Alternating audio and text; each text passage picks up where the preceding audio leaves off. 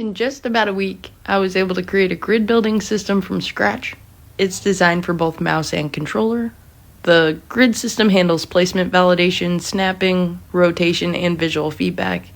Has visual cues and collision to indicate the inability to place over pre-existing objects. You can build with either mouse or controller, no bugs, no flicker, even across hot swaps.